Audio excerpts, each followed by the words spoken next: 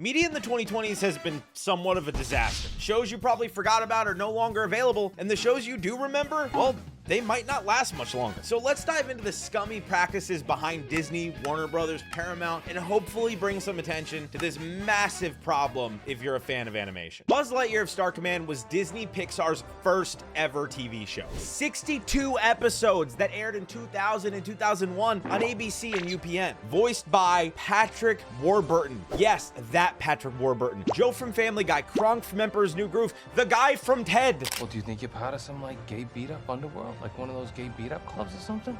I don't know. I dig chicks, man. I don't remember any of it. I was so f***ed up. I might be gay. I don't know. I don't know what else you want from a Pixar TV show. And you cannot watch this show anywhere. Not on Disney Plus, not on Hulu, not on Netflix, not on Prime Video, not on iTunes, not on YouTube, not on DVD, not on Blu-ray, not even on VHS outside of the movie and tapes like this. But this wasn't even available to buy, I don't think. Disney made it, Disney owns it, and Disney has put it absolutely nowhere. And here's the thing, it's not just Buzz. Disney has a whole back catalog of shows like this. Cartoons they own outright, that they just refuse to put on streaming, that they refuse to release on physical media, that you literally cannot legally acquire as a thing in 2026. So today we're gonna go through them, and then we're gonna talk about why even the shows you think you safely bought on Amazon or iTunes aren't actually yours either. Disney owns a crazy amount of TV, like an absolute deranged amount of TV. We're talking decades of Disney Afternoon, the one Saturday morning block on ABC, Toon Disney, Playhouse Disney, Disney Junior. Every flavor of cartoon programming block Disney has made TV for it. And when Disney Plus launched in November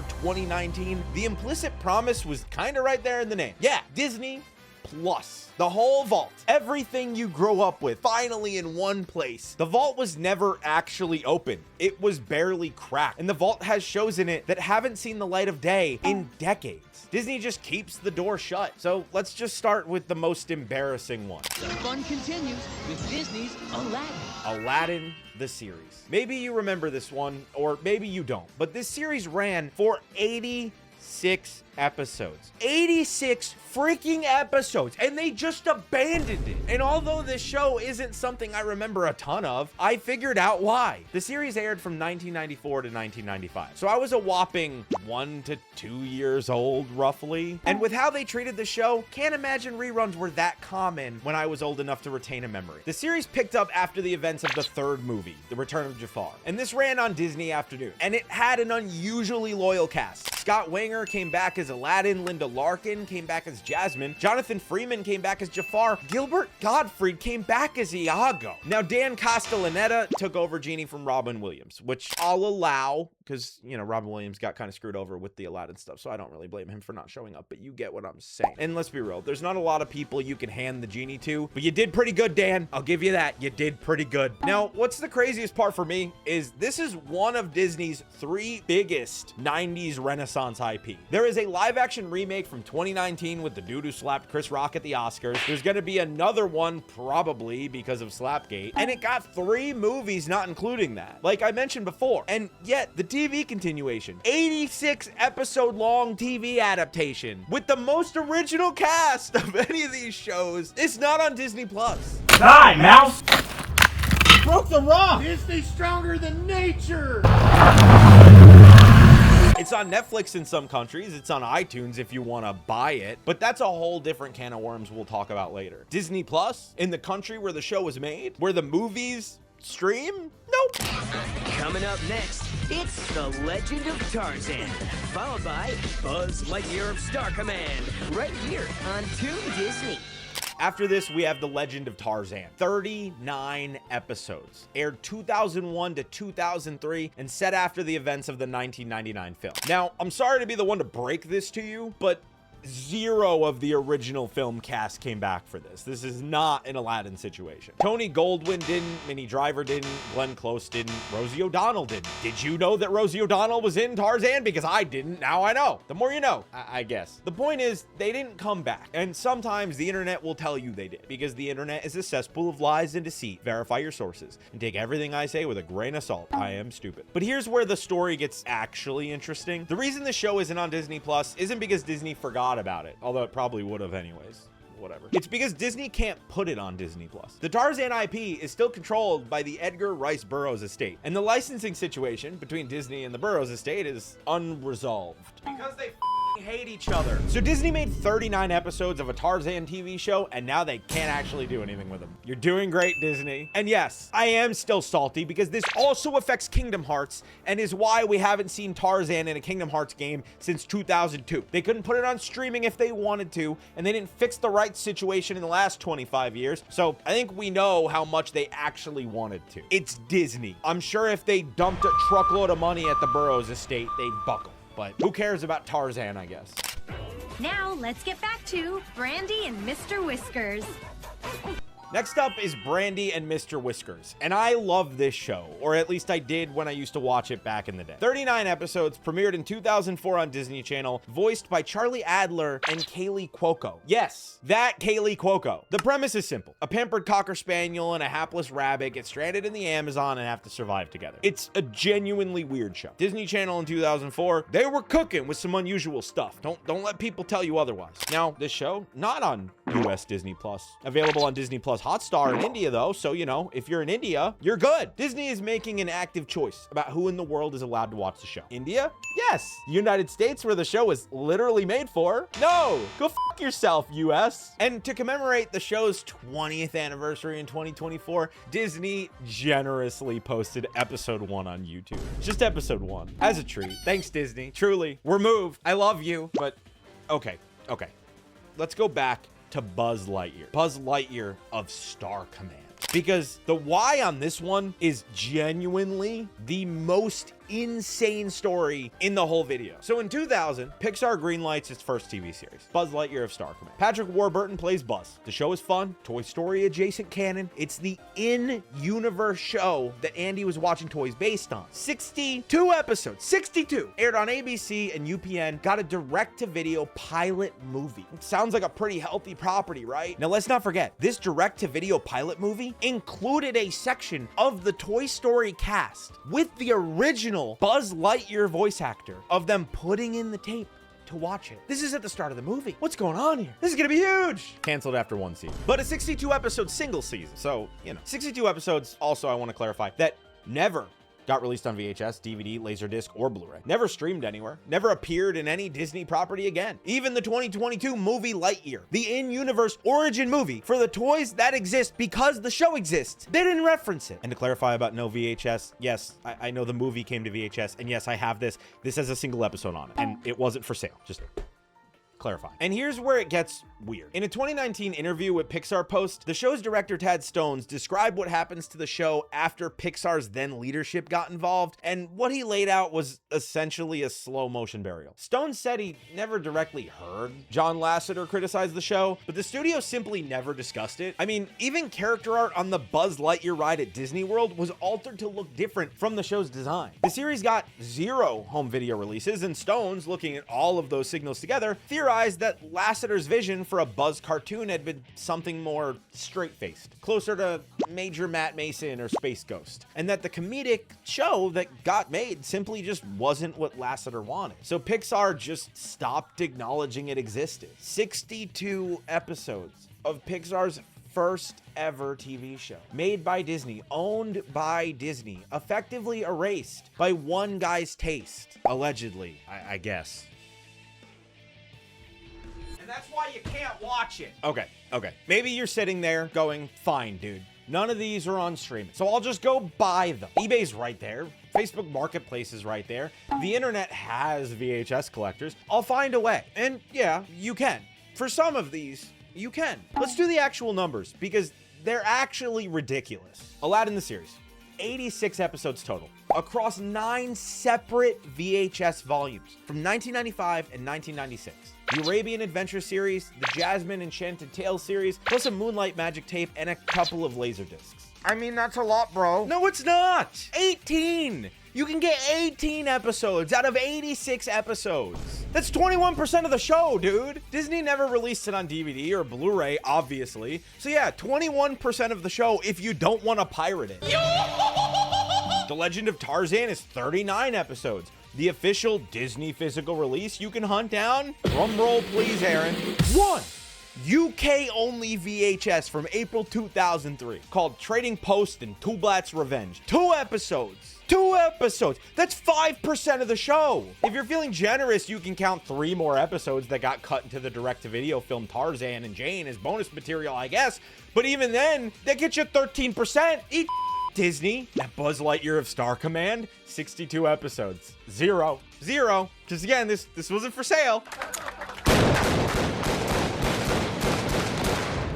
Pixar's first TV show, 62 episodes made by Disney, never released on any official Disney VHS, DVD, Laserdisc, or Blu-ray. The pilot movie got a release. None of the TV episodes did anywhere, ever, except for this one that I talked about at the start of the video I keep picking up, because it's insane to me. Even after I hunted it down, I was like, okay, at least there's a couple, right? Like I could put this on for my kids occasion. There's 1 fucking episode on this thing, dude. I just spit all over the screen. 1 episode. And Brandy and Mr Whiskers, 39 episodes. Number of those episodes on official Disney VHS or DVD? 0. This is real, by the way. I'm not making this up, okay? There is 1 episode of Brandy and Mr Whiskers that came out on an official Disney physical media. It's the episode To the Moon Whiskers. It came out on a Game Boy Advance video cartridge in 2004. 1 episode of a 39 episode show on a Game Boy Advance cartridge that somebody's trying to huck on eBay for $1,000. This is the entire physical media catalog for Brandy and Mr Whiskers. Done. Hope you kept your GBASP and a spare $1,000 to the one guy on eBay selling this thing. So across all 4 shows, that is 20 episodes out of 226. 8.8%. Less than 9%. Disney made these shows, they own these shows, and if you wanted to legally own a copy of any of them, your absolute best option in 2026 is to hunt down a 25-year-old VHS.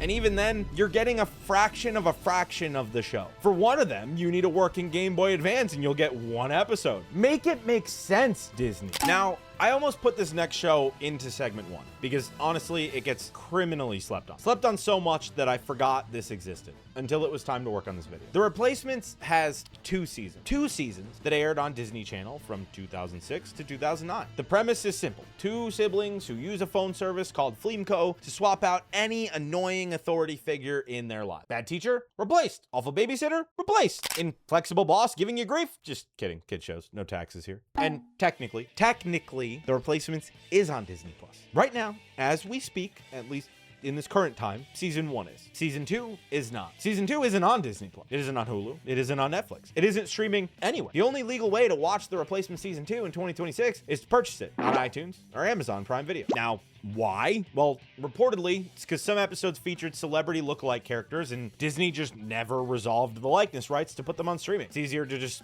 slap a paywall on Apple storefront and walk away. And hey, if you want season 2, just go buy it. Give them your money and buy it. Buy. About that word, right?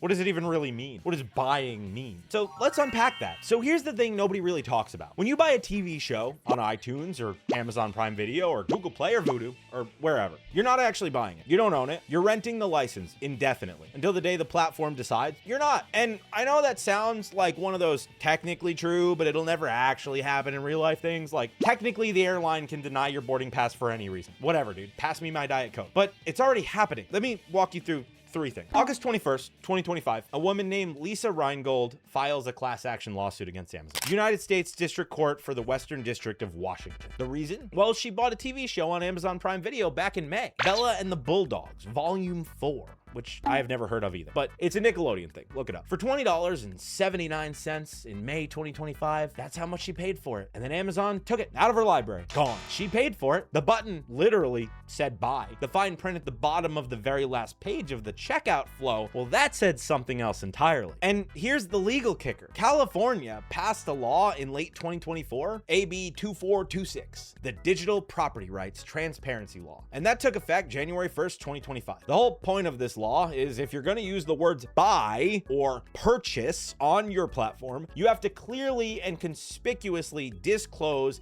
that what the customer is actually getting is a license and not ownership. And that license can be revoked. You can't bury it in fine print at the bottom of the last page of the checkout. You can't hide it. It has to be obvious. Now, Reingold's lawsuit alleges that Amazon does exactly that. It buries the disclosure in fine print on the very last page and is therefore in violation. So we'll see what happens. happens, I guess, because as of April 2026, the lawsuit's active. It's past class certification and active discovery. There's preliminary settlement negotiations reportedly underway, but it's currently happening. And this isn't exclusive to Amazon. Sony did the exact same thing back in December of 2023. They tried to yoink over 1,000 seasons of Discovery Channel content that customers had purchased from their libraries. 1,000 seasons. Like, what was that? 10,000 episodes, 20,000 episodes, 40,000 episodes. Bro, some of these seasons are 60-something episodes. That's a lot of episodes. What shows, you might ask? Mythbusters, Deadliest Catch, Cake Boss, Shark Week specials, shows that people had bought, shows that people like, sometimes years before. Some people bought these 5, 10 years, whatever. Now they're being told, hey, you can't watch that stuff. I know you bought it. Our licensing deal with Warner Brothers Discovery expired or whatever. Later, bitches. And the only reason that didn't actually happen the way that Sony first announced it is because the internet got so mad about it that Sony walked it back. They cut a new licensing deal with Warner Brothers Discovery that gave PlayStation users another 30 months of access. Boo! You stink!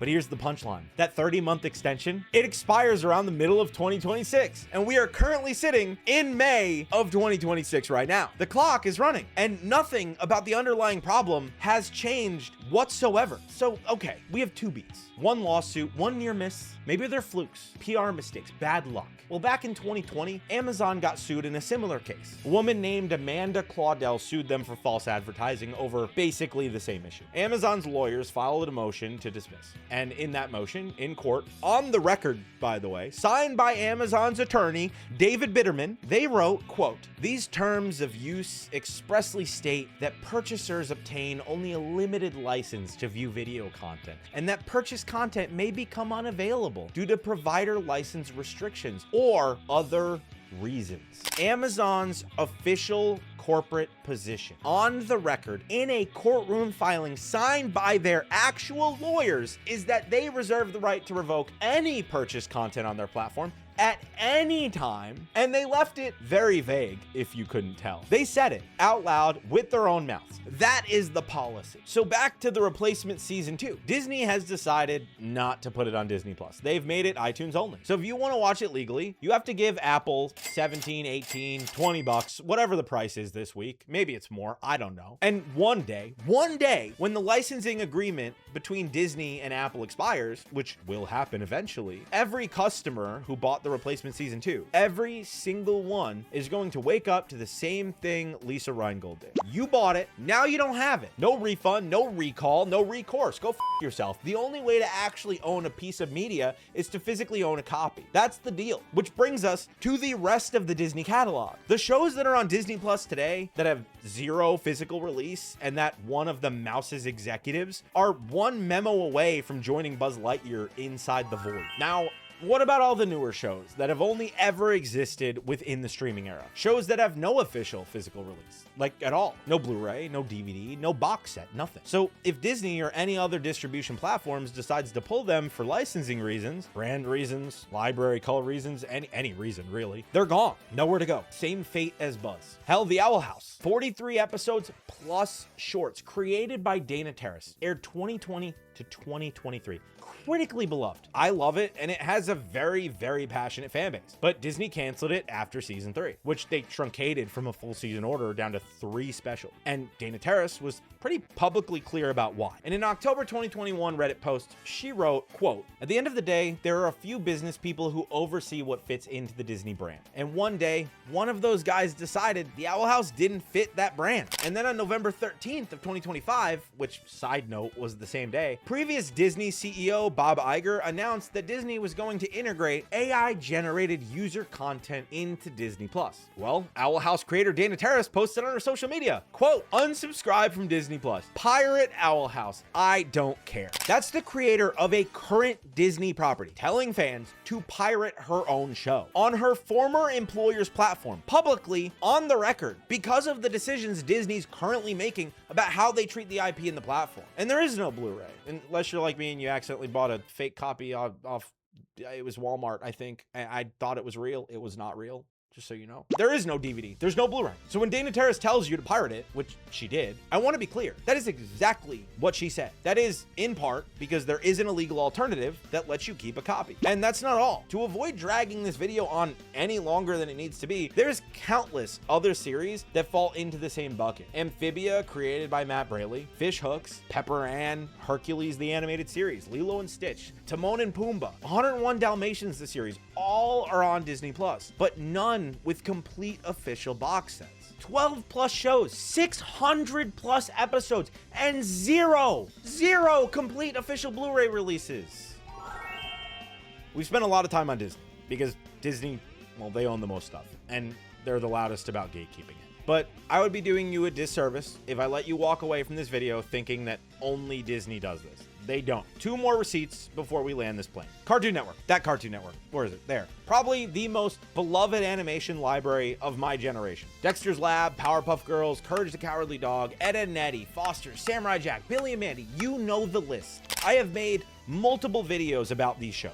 Warner Brothers Discovery owns all of it. And for the last 3 years, they have been tossing this library around like the KFC log at a white elephant party. Yeah, it makes your house smell like fried chicken is being cooked in your fireplace. I just have a vivid memory of that. Back to what's important. Late 2024, Warner Brothers Discovery shuts down Boomerang, the niche streamer whose entire purpose was preserving the classic toon library. $60 a year, dedicated cartoon archive, gone.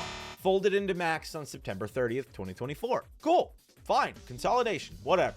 At least the cartoons are still on Max. Cut to January 1st, 2025. Max removes Grim Adventures of Billy and Mandy, removes Ed, Edd n Eddy, removes Static Shock, removes the first 7 seasons of Teen Titans Go. What the f are we doing? Then we cut to July 31st, 2025. Max removes Courage the Cowardly Dog, removes What's New Scooby-Doo. Let me reread that to you slowly. Warner Brothers removed Scooby-Doo from their own streaming service. Then we go to August 31st, 2025. Max removes basically every Boomerang Hub show, the classic Hanna-Barbera library, the Looney Tunes shorts, the Tom and Jerry catalog, shows that have been on cable continuously since before I was born, gone from the streamer that just absorbed Boomerang 11 months earlier. It's not even a year. That's real life. That is the timeline we're currently living on. And by late 2025, Max is now reportedly down to about a dozen Cartoon Network titles total in their library. The oldest one is Adventure Time, which premiered in 2010. Everything before that vanished off the platform that has the literal Cartoon Network logo on the homepage. It's genuinely difficult to overstate how stupid that is. Now,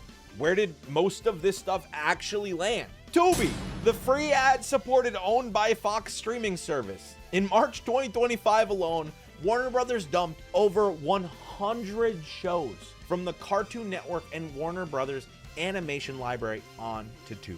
Powerpuff Girls, Dexter's, Foster's, Courage, Ed, Edd n Eddy, Animaniacs, Pinky and the Brain, Justice League, The Batman, Tiny Toon Adventures, Freakazoid, all of it. And look, I like Tubi. I like the idea of a free option, especially for kids. I have a 7-year-old and I have a 3-year-old. And they love seeing some of these older cartoons. And Tubi just rescued a huge chunk of my childhood from disappearing into the void. Like, genuine respect to whoever cut that deal, but here's the catch. You can't pay for an ad-free version. The whole service is free with ads, period. Which is fine, until Warner decides next year they want this library back. Or Tubi decides the stuff isn't making them enough money. Or Fox sells Tubi. Or Tubi gets folded into the next consolidation. Or the deal, a license expires. We just watched 5 different streaming services pass these shows around like a hot potato in 12 months. There's zero reason to assume that Tubi is the final stop. And here's the part that should bother you more. Most of these shows still do not have a complete official DVD or Blu-ray release. Warner Archives has put out partial sets.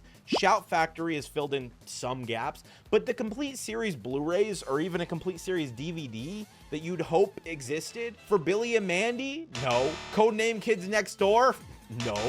What about Gumball? That's a beloved show, right? It just got a new show on Disney+. Well, it got a DVD release, not a Blu-ray. And let's just say, people aren't happy at the quality of this DVD release. And then there's the shows that didn't even make it to Tubi. Whatever happened to Robot Jones? That's the name. I'm not just saying that. You get what I'm saying. 2002 Cartoon Network, created by Greg Miller. Not that Greg Miller. 26 episodes were produced. Only 13 of those ever aired on Cartoon Network in the United States. There's never been an official DVD release in any region, ever. There's never been an official Blu-ray. There's no Cartoon Network box set. There's no Shout Factory box set. There's no Warner Archive on Demand set. There is nothing. The Lost Media Wiki has a literal page for the show because pieces of it, including the original computer-generated voice that got replaced halfway through production, are just partially lost. And as of when I'm recording this, Robot Jones is not in the March 2025 Tubi drop. It's not in any of the publicly announced Cartoon Network library deals. It is on a couple of paid storefronts piecemeal and a couple of subscription platforms on and off depending on the licensing wins, but the standard answer to where can I legally watch the complete run in 2026, it's functionally you can't. 23 years after a show airs on a top 3 children's network in America, you cannot legally buy a complete copy of it in any format. Make it make sense, Warner. And let's not forget, Paramount Plus is planning on buying Warner Brothers, so they'll fix the issue, right? Madagascar, Big Time Rush, Fanboy, and Chum Chum? No, of course they won't. Don't think Nickelodeon and Paramount are off the hook either. They pulled the exact same play in December of 2024. Paramount Plus just quietly removed 22 Nickelodeon shows from their service. 2 waves. December 19th, 12 titles. December 23rd, 10 more. And right there in December 19th wave, My Life as a Teenage Robot. Gone. 40 episodes, 3 seasons, ran on Nickelodeon from 2003 to 2009. A genuine cult favorite Nicktoon with a theme song that absolutely slaps. And Paramount, who literally owns Nickelodeon, could not keep it on Paramount Plus. They yanked it off the service in a budget cut purge and lumped it in with Wonder Pets, like it was a line item on a spreadsheet. It's the same pattern and the same playbook. Normal process of removing and adding titles is the actual quote a Paramount spokesperson gave to Deadline. The library is a balance sheet liability. Tax write-offs, cost reduction targets, different logo on the streamer, the exact same problem. This is the entire industry. Disney, Warner, Paramount, same play, different uniforms, and it's happening because as consumers, we no longer have a default way to permanently own a copy of these shows. The shows live by default in the data center of whatever megacorp currently owns them, and they exist there at their convenience. And when convenience changes, the show goes away. And sadly, indie animation's in a similar boat. You tell me which indie animation you've seen on YouTube get a physical media release. Because if it exists, I want to buy it, if not only to archive it in some way. Now, look, we've been talking about Disney for most of this video, with a detour through Warner and Paramount at the end there. Disney is the most extreme example of this problem, because they own the most stuff and they gatekeep it the hardest. But you just watched the same playbook run on 2 other megacorps. And one of those megacorps is about to buy the other megacorp, so it's going to be consolidated even more. Every streaming platform pulls content. Every digital storefront has the same fine print as Amazon. The pattern isn't a Disney problem, it's a tech industry problem. Disney's just the loudest, most visible offender because of how much they've put out and how aggressively they've kept their archive. Now, here's what I keep coming back to. If you have a kid right now, or you're gonna have one in the next 10 years, and you want to show them, I don't know, Pepper Ann, Jake Long, Owl House, Robot Jones, Powerpuff Girls, or any of the shows that I've talked about in this video, there is no guarantee any of them will still be available when that kid is old enough to even watch them. You don't own a copy. You can't make a copy. The shows live exclusively on a server in some megacorp's data center somewhere. And that's the deal we apparently signed up for. Buy physical media, support indie distributors that license old Disney TV from international markets where the rights situations are a bit looser. There's a whole other video to be made about all the gray area complete series Blu-rays that exist for like 80% of these shows. Sourced from, I don't know, God knows where, that fans had to make happen because Disney wouldn't. And if you want to make some noise about it in the comment section, it's right there. I won't tell you what to write, but I will tell you that Owl House creator Dana Terrace, on the record, used the word pirate. I make these videos because I love this stuff, and it makes me genuinely sad that there's no real possibility that some of this just won't exist more in 20 years. And if we don't make a fuss of it now, things probably aren't going to change. Now, who the hell knows what'll happen? I don't, but hit subscribe if you want to see more videos like this, and I'll see you in the next one. Go support physical media.